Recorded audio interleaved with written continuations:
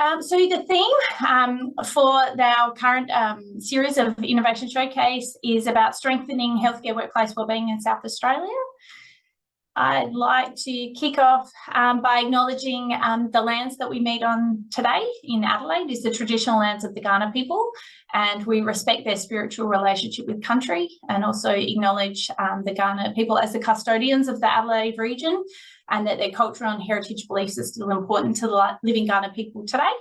I'd also like to acknowledge the other lands that people might be joining us from today around South Australia, and certainly around Australia. We've got some interstate people joining us in as well. So for those of you unfamiliar with the Commission on Excellence and Innovation in Health, or CEIH as we affectionately call ourselves, we just thought we'd start off with a bit of an introduction. So we are the lead agency for innovation in healthcare in South Australia. And we bring consumers, clinicians and other collaborators together to turn ideas into better healthcare. So you can see on the screen our vision is together, let's create better healthcare for South Australians. So pretty big statement. But to do this, we need to support the sector to come together to imagine new ideas for better healthcare. We also acknowledge that better isn't always excellent, but we commit to measuring what we're doing so we can see any changes. So what if the big idea was connecting the small ideas? So this is the essence of why we host this improvement showcase, and it's about helping people to connect people in South Australia. So it's all about sharing improvements, innovations, or sometimes both.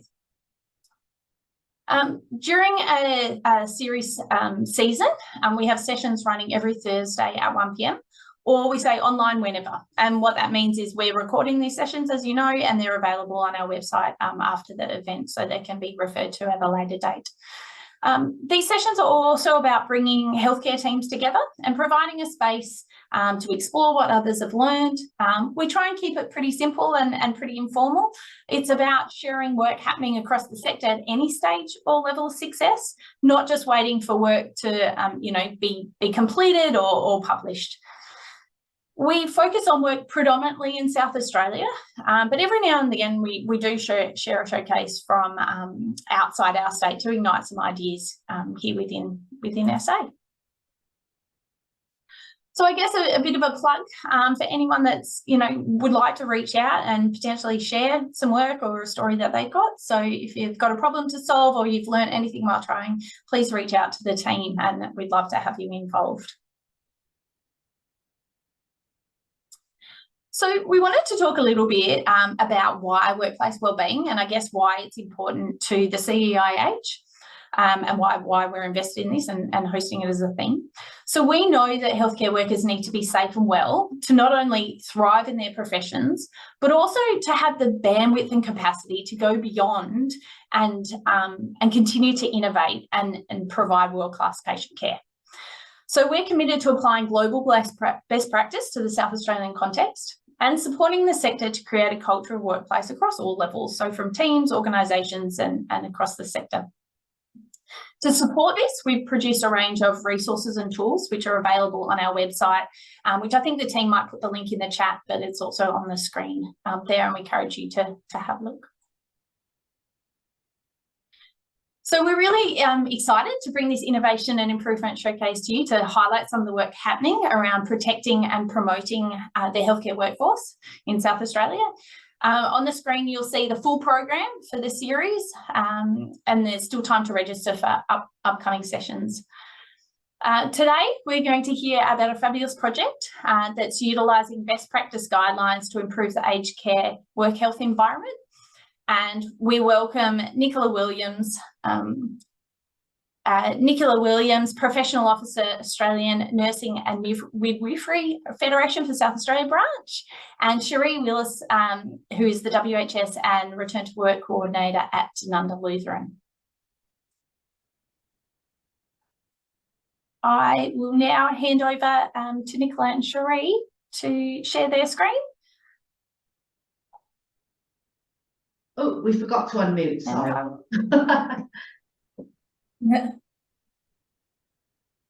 Hello, as I mentioned, my name is Nicola Williams and I'm one of the professional officers at the Australian Midwifery Federation of South Australia. I'm here with Sheree, and I'm the Work Health Safety and Return to Work Coordinator at Tanunda Lutheran Nursing Home. So we're going to talk to you about a programme that we've at the AMF had running for about 10 years now. And it's a programme that we work in partnership with a company from Canada. I just want to acknowledge the country as well, but Isla's already done a full acknowledgement, so I'll just skip over this part. So the programme that we are using, as I said, as mentioned, it comes out of a company out in Canada. But for those of you that don't know, the Australian Nursing and Midwifery Federation, South Australia branch, is the professional and industrial organisation representing nurses, midwives and personal care assistants across South Australia. We have approximately 23,000 members in South Australia, and we look after them from a professional industrial point of view. The members can get access to expert industrial advice, advocacy. We also advise on professional issues. We've got a range of continuing professional development education for the members. Also, we also run other education throughout the year as well. We have a very large training organisation attached as well, ANMEC, and they run a lot of courses around CPD, further development, and particularly training for enrolled nurses and care workers. We've also got another arm of the organisation called Union Legal, where members and non-members can get advice, legal advice covering workplace industrial issues, anything from wills, probate, conveyancing, family law, criminal, anything really. The partnership that we hold with the Registered Nurses Association of Ontario, which is where this programme has originated, they've been running this, it's their signature programme. They've been running this programme since about 1999. The government out in Canada actually funds the programme. They funded the programme because what they were finding in 1999 is it was very hard to articulate exactly what nursing and what care is and exactly the best ways to do it. So they developed the programme, developed some guidelines around care for hospital patients, residents, people in community, and they've also created, but they realised out of that is it's okay to just have the guidelines, but it's very hard to give somebody a guideline and say, there we are, this is what you should be doing. So what the RNAO have done over those years since 1999 now is they've developed a whole system, a whole programme that supports the implementation of these guidelines across the work environment. The AMF are committed in their support of promoting evidence-based practice and healthy work cultures across all of healthcare really. And our big role in this programme is that we are the link, we provide the link between the organisation implementing the guidelines to our resources, but also we're a link out to the Registered Nurses Association of Ontario because we keep close links with them. We can link into any education or symposiums, seminars that they are running that work with our time frame. I think that's one of the biggest issues with this is usually in the middle of the night. So what is it that we've done in South Australia? The way that we've worked with this programme, we actually started the programme in South Australia in around 2012. And we saw the RNAO present at an international conference, thought the work was fantastic, so thought this is what we need to bring back to South Australia. And the programme, we work the programme and we try and embed change, so practice change, a cultural change, from the ground up, because we find that if change is done from the ground up, it's actually accepted and embraced a lot better by the staff involved with those change. So our story is, as I mentioned, we started in 2012 and we began with two local health networks over 3 hospital sites. So we started with Hampstead Rehab Centre, and then we started with Northern Adelaide Local Health Network, and they run it out of Llanwrwyn and Modbury. We run a 3-year programme because that kind of contract. In 2015, both the LHNs successfully had completed their 3 years, and they continued on with the programme. 2016, we signed 2 further sites, which were the Women's and Children's and the Mental Health Directorate in Carlin. Completed a full evaluation of the programme and the implementation using the Rosemary Bryant Research Centre. Then in 2019, we signed on the Queen Elizabeth Hospital, and once we were getting to about 2019, we were finding that the local health networks, they were all up, they were running, they knew what they were doing with the programme. So we started to look at where else can we go? And obviously, you know, aged care, it was becoming obvious with the Royal Commission and things like that, that aged care needed some help. When you look at the work that's happened out in Canada, they've done a lot of this work in their long-term care homes or long-term care facilities, and they've had some really great results. So this programme can be implemented across any work environment. So we decided to take it out to aged care. We worked with one particular provider across 3 of their aged care facilities. One of these facilities was actually very close to getting sanctioned. They'd failed, I think it was around 39 points on their accreditation. They didn't get sanctioned, but they were put on serious kind of programme to make improvements. We worked with them for a year, and we also worked with our ANMEC team to provide some education to the staff as well. And at the end of the year, they got re-accredited and actually passed all points. So the programme does work. Up until 2021, I think we trained across South Australia, we trained 2,800 champions, because that's what we call the people that have gone through the training. And then in 2022, we actually moved into a new project where we've linked with Return to Work SA. And this is the programme that we are here to talk to you about today. So, oh, let me just check. I think I've jumped one.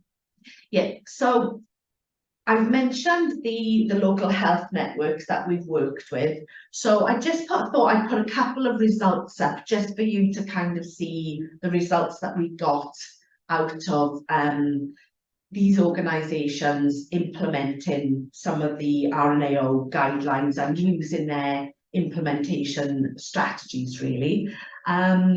This was over in Hampstead Rehab Centre, and this was just some of the results we got out of restraints and falls. They'd implemented a number of the other guidelines, but they got some fantastic results, particularly out of a guideline called Promoting Safety Alternatives to Restraint, because they actually managed, by implementing that guideline, to eliminate all restraints out of the site, and particularly in their brain injury rehab unit, which is a very complex unit to kind of work in. Another set of results that I just thought it'd be interesting to show you. Narlan and their falls, they've implemented the falls best practice guideline. and they got some really good results out of that. And we just did a bit of a comparison to a site that hadn't implemented the guideline, just for comparison's sake. So the 2-year project that we have now begun working on in 2022. We were looking, as I said, we were looking at increasing this project out into the aged care sector. So one of the ways that one of the things we kind of looked at is we were noticing in data, and we were having conversations with Return to Work SA, that the number of workplace injuries in the aged care sector is a lot higher than in other health-based organisations, so hospitals, things like that.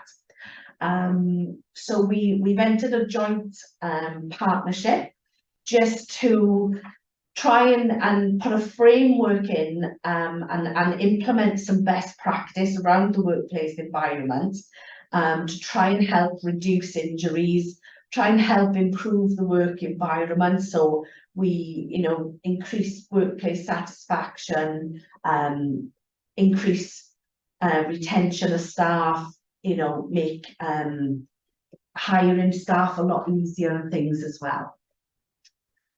So the model that we are using within this best practice project, it's called the Healthy Work Environment Model, and it's based on the RNAO best practice guideline, and they focus on bringing best evidence into everyday practice. So the model is designed in a way that is very flexible for delivery.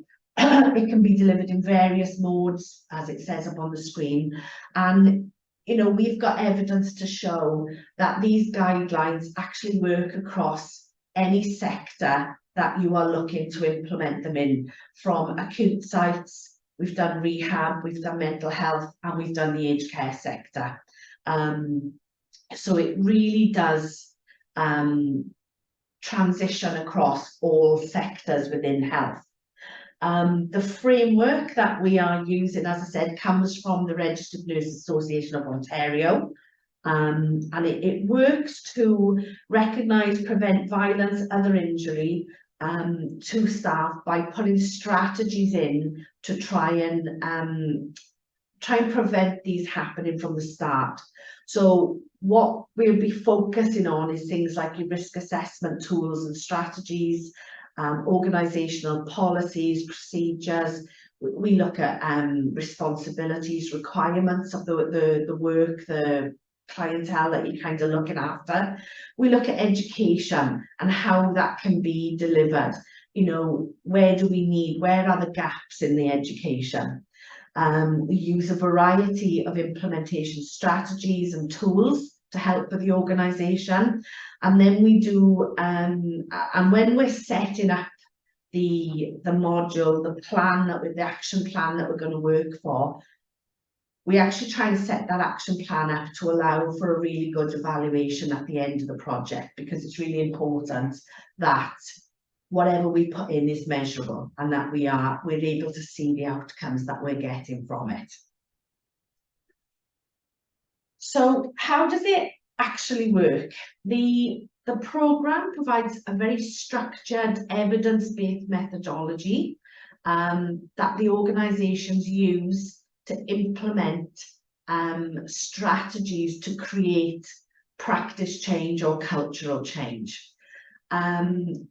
We educate the staff as we're going through, and we call those then our best practice champions, because the one thing the RNAO has found over the years, and this is a major pillar of their model, is that you have to have the champions in place to help facilitate and really embed that change into the organisation. Because what we aim to do with this project, any change that we're bringing in, becomes part of their daily practice. We change it from, this is how we do it, to no, this is how we do it now. And it suddenly becomes, no, this is the way, So any new staff join in, that's the way they get taught. The project is set up in a way that it creates a really sustainable structure, and I'll talk through how we go about that next, because the one thing that we try to do as well with this project is the team that we work with at the sites. I like to work with them to get them confident, get them competent working with the change strategies, how they look at the process of making a change, so that after the 1 year that they've been involved in this project, they can go on to continue using this process forevermore. Because the framework is constructed in a way that it can be used to implement any change. Obviously, we're using the RNAO guidelines, but it can actually be used to implement any form of change. And we try then to collaborate to achieve that greater clinical, cultural and financial outcomes for the organisation that we're working with. So with the partnership, with the best practice programme that we're implementing up in some of the aged care facilities that I'm working with this programme, the outcomes that we are hoping to reach are, as I mentioned earlier, we're looking to increase staff satisfaction. We know that the aged care sector is a very difficult sector to kind of work in. There's lots of change going on. There's lots of issues with staffing, particularly after the pandemic and things. So if we can increase the staff satisfaction, that means we're going to retain the staff in that area, and we'll stop losing that drain out into other service industries then. Obviously, we're looking to achieve a reduction in the incidence and severity of injuries that staff experience. We're looking to decrease staff absence and sick leave. If we improve all the above, we will hopefully then get a decrease in staff turnover, because that is a huge issue for organisations, because if you're having to continually recruit, you're not retaining that knowledge base within the staff then. And with all of those kind of reductions and increase in staff satisfaction, you will get hopefully then an overall reduction in costs, because you're not going to have the retraining costs, you're not going to have the recruitment costs, the admin, to pull people on board and things all the time as well. So those are the outcomes that we're aiming for, the vague outcomes that we're kind of aiming for of the project overall. So how do we implement the guidelines in? We do it in a bit of a three-stage kind of process. So the first stage is a bit of an analysis of the workplace environment. It's a look at what resources they've got available, and it's also very much a time that we try to talk to the staff that are going to be involved in the programme, and really try to get a feeling of what working for that organisation is really like. So some of the things that we'll do at stage one, that I will do at stage one, is I will liaise with Return to Work SA to get some workplace data, if they've got any on there. I'll link with the Return to Work person within the site to see their incidence data, get hold of that. And the biggest thing that we do is we try and hold a number of what we call focus groups for staff, where we'll get a group of staff, and we always try and mix the staff so that different staff from different sections come in. So we could, like in an aged care facility, we'll get some registered nurses, we'll get some enrolled nurses, some carers, but we'll also get people from the kitchen or the hospitality or the cleaning team, even maintenance, because it's really good for everybody to get a good understanding of everybody's point of view as to how they see the organisation. And the kind of the main aims out of that focus group is to listen to the staff, to see how they feel workplace safety and injury is managed overall at the site. An understanding of the workplace culture and the behaviours that kind of happen at the site. Understand, are there any other things that add a complexity to the workplace? Understand how communication works within the site, because I think what's become apparent with the sites that I'm working with, communication is a big issue a lot of the time. Once we've done that, then we kind of move into stage 2, and it's at stage 1, stage 2, where we ask the facility that we are working with to identify a team of leads, or the leads as we call them, to say, this is, these are the people that are going to be driving the project. We like to get a selection from all representation, because that's how we feel, and because the peers are actually doing the change. We run through the framework, and that includes identifying facilitators' barriers. It includes identifying these stakeholders, thinking about what the opportunities for practice change. We then create an action plan, and again that's done very much in connection with the leads. The leads actually drive it, and from there then we develop the strategies as to what we're going to work on over the year. We try and identify strategies that we can get some short-term wins, some medium-term and some long-term, and we structure training as to what is needed. We tailor it to the site, and then the third stage is our evaluation stage. For Sheree's place of work, we're actually in stage 2 at the moment, so it's very much a working project. So as I mentioned, for the project, we absolutely say that they have to identify a set of leads. And for those leads, we do a bit of like a trainer approach. We bring them to the A&MF offices, and we do a workshop for the whole day. We can do top-up sessions, 1 to 2 hours if we need to. And we run through the implementation toolkit. And that goes through, as I said, the facilitators, barriers, stakeholders, resources, and we teach them how to do a gap analysis against their what's currently happening at their site to the recommendations that are coming out of the best practice guideline that we're using. We talk about leadership change, and we also talk as well about monitoring and evaluating the outcomes, because that's how we're going to get that sustained change. What we expect from the leads that are running the project at the site is that they attend the training sessions, they create the implementation plan and the strategies with my help, and they actually lead those practice changes. We ask them to be a role model, and to actively participate in meetings with myself, and we start off weekly and we tailor off as the project is kind of going on.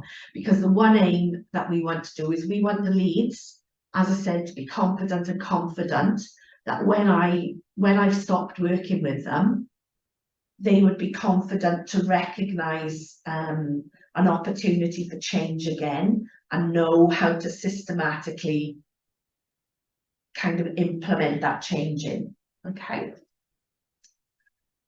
So we help as well with the training, and again we get the leads to help with that training. We can do different levels.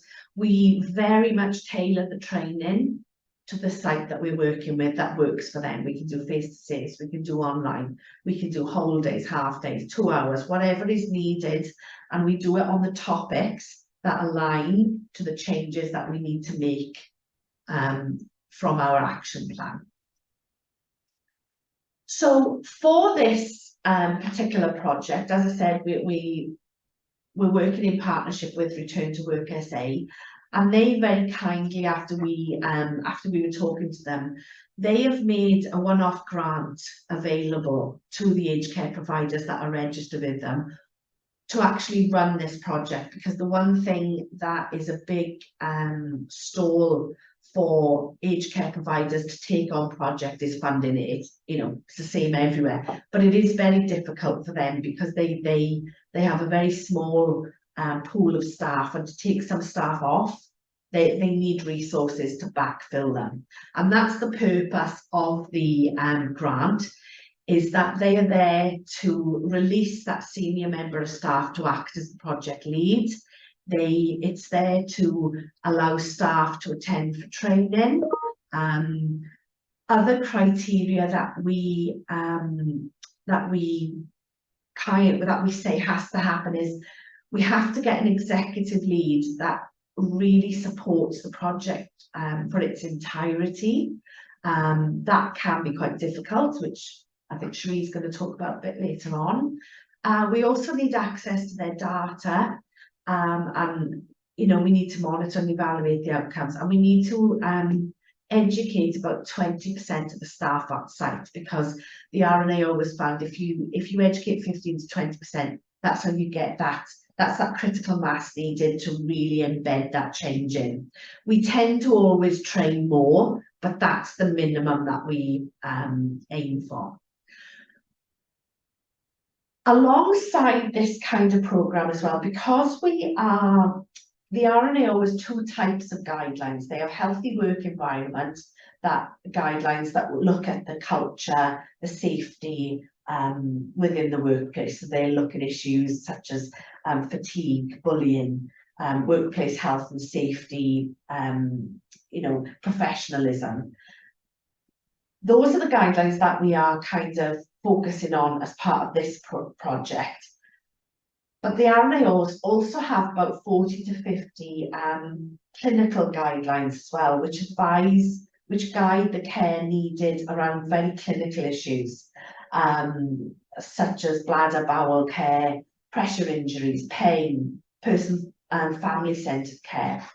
And the one thing that we wanted to do, the ANMF wanted to do as part of this programme, because we're putting a big focus on the healthy work environment to try and reduce injuries, we're running 4 workshops throughout the year as well that we offer free of charge spaces to staff from the sites running with the Returning to Work programme to attend these trainings.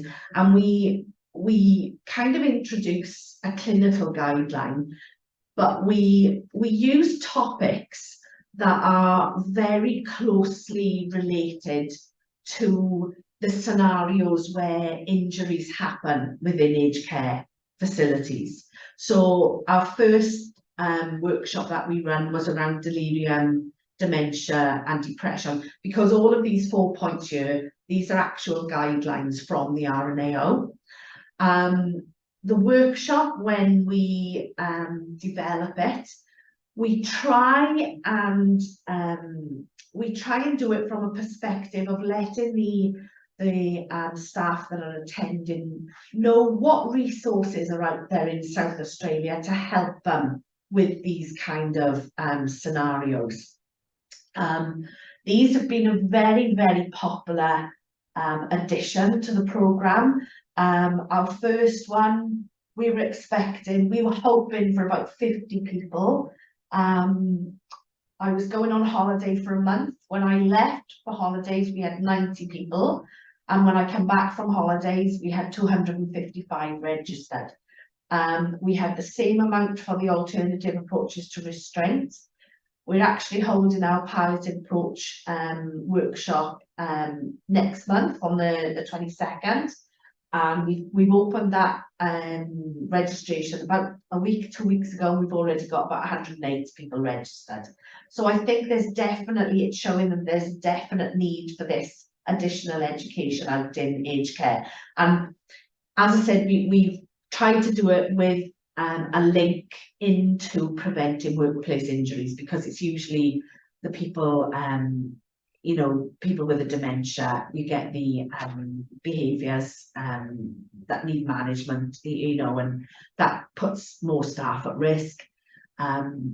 Restraint, there's a lot of issues with restraints out in aged care because they you know, there's been a lot of change, legislative change around that.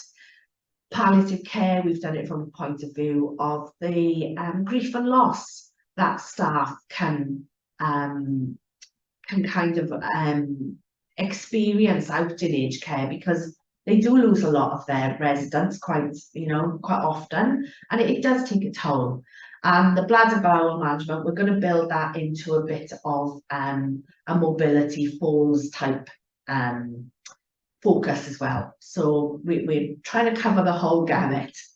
But I'm going to hand over now to Sheree, just to let you hear how this project has kind of gone on from the providers actual side. So I'll hand over to Sheree. Thanks. Thank you.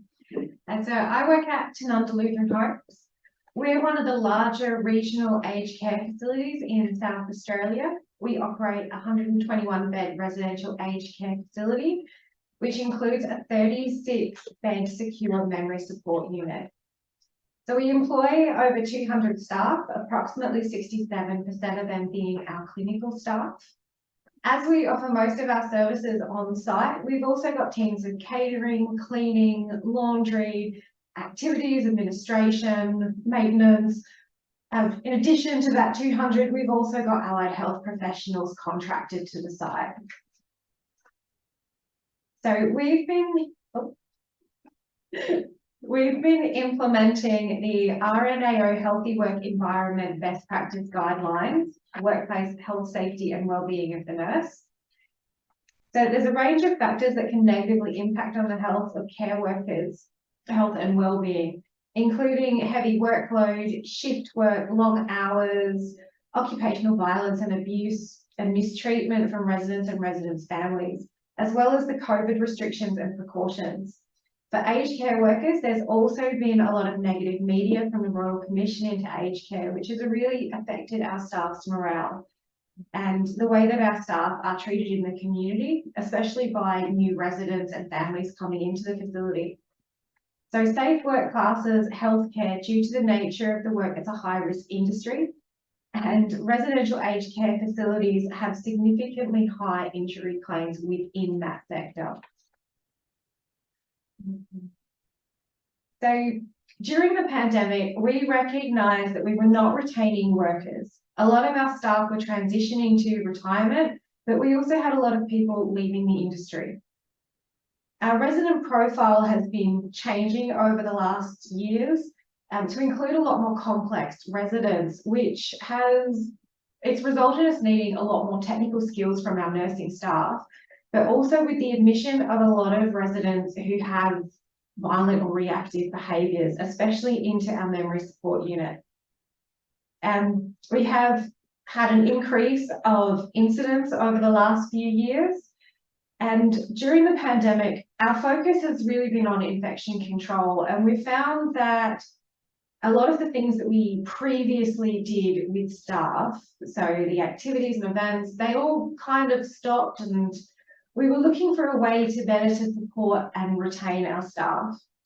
So there's a lot of different programs out there, but we chose to sign on to the Best Practice Guidelines project because it has the clear evidence-backed guidelines that we could follow, and it was something that we were going to be able to continue with for a long time. So how it was implemented.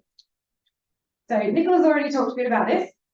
So in November, myself and 3 other people, and we chose people from different work groups. So we've got lifestyle and activity team, our catering team involved, as well as our clinical team. We did team leader training and, sorry, lost my spot. Yeah, so we chose lots of people to ensure that we were being collaborative. We then began identifying areas for improvement. So we conducted 3 days of small group consultation, and we captured about 25% of staff.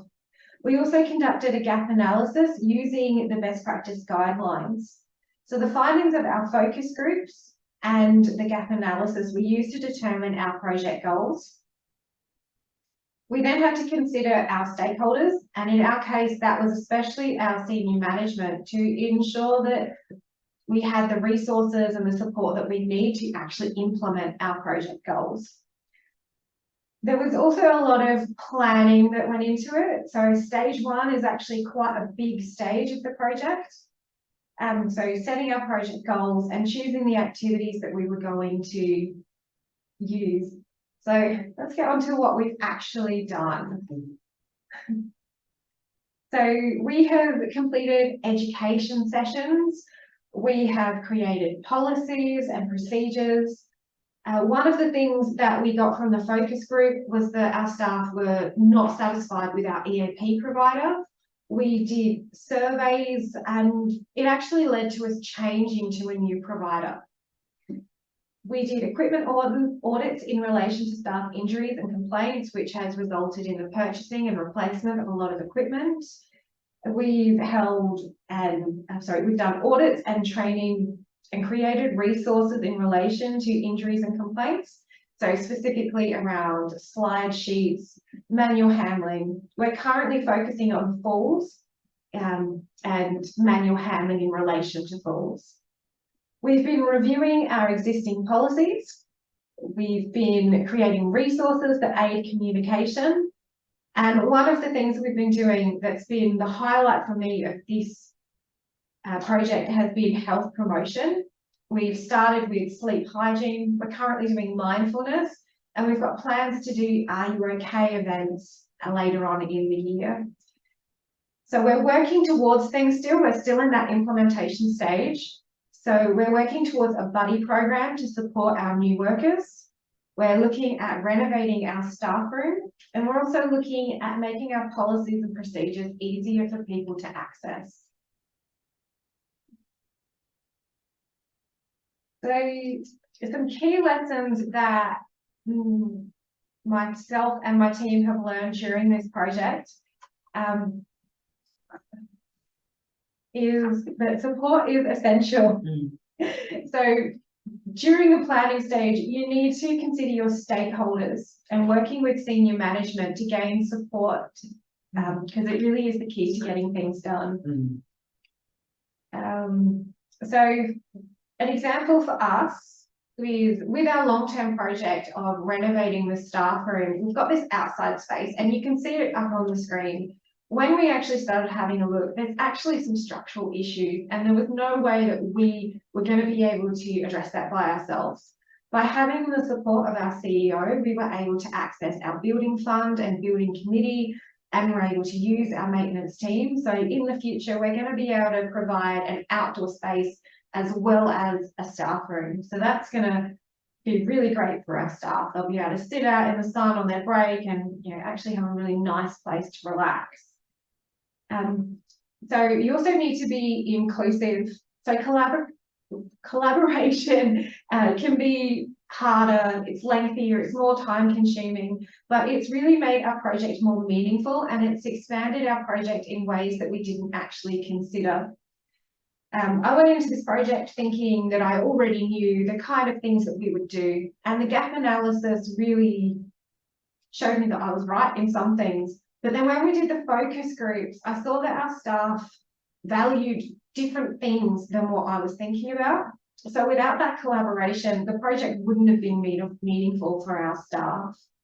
One of my favourite things about this project has been working with the other work groups to create and implement strategies and goals to make it more meaningful for our staff and our residents. So an example of this is we did our first health promotion topic on sleep hygiene. And coming from a safety perspective, I just wanted to put out lots of resources, you know, put out a newsletter, all done. But because of that collaboration, we were able to make it a lot more meaningful and make the project actually align with Tanunda Lutheran's goal of making the resident the centre of everything that we do. So we explored the clinical and behavioural issues that were identified when residents had poor sleep. which led to a review of the afternoon and supper snacks being offered to our residents to promote sleep. We explored involving the residents in cooking sleep-promoting snacks. We found that if they cooked it, they were more likely to actually have supper than if they were offered a sandwich. We tried sleep-promoting teas and scents during our pampering sessions. And we also got our residents involved in creating a sleep board. So this ended up being a really positive thing. The residents that chose to be involved were really proud of their work. We have quite a large facility, so we have walking groups, and they'd always stop there and point out the things that they had made that had ended up on the board.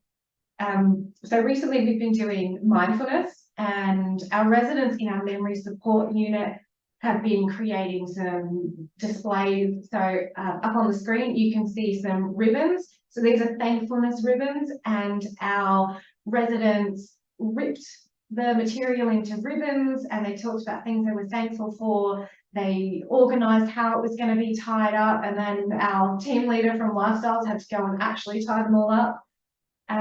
It looks great, it's colourful. We had a lot of windy weather after we put it up, so it became like a really good talking point, and it brought a lot of colour and personalisation into the environment. One of the things that we learned was that we needed to streamline our goals. So we had too many goals and too many ideas. We had so much good feedback from the focus groups and from the gap analysis. We wanted to do absolutely everything. We struggled to get it down to 14, and that's 14 goals, not activities. And a lot of our goals were very open-ended, like doing staff health promotion. They just kind of kept going and expanding. In hindsight, we probably should have picked less goals and focused on doing them really well. So of the 14 goals we began with, there are 3 that we haven't actually implemented yet. And there's also a few that we've only just started working on in the last few weeks. Another thing or lesson that we've learned is that you need to be patient, because things take a lot longer to implement than you thought they would, especially initially when you're first getting the project off the ground. You need to think of the project more as a launching pad for ongoing improvement than as a one-year commitment. So we've already identified some goals that will require long-term commitment, so maybe years. But we've also found a lot of the activities and ideas that we've done, we want to continue doing, even though they were only going to be a once-off activity. The last one is to keep an open mind. So it's worth trying things, even if you think that they're not going to work. From our focus groups, the staff identified that they wanted to have more communication. They wanted to have more staff meetings, more informal get-togethers. It ended up being a complete failure. Nobody turned up, especially the people who were talking the loudest. On the flip side of that, we were told that getting our residents involved in activities wouldn't be meaningful for our residents and that they wouldn't want to be involved. And it's turned out to be the highlight of the project.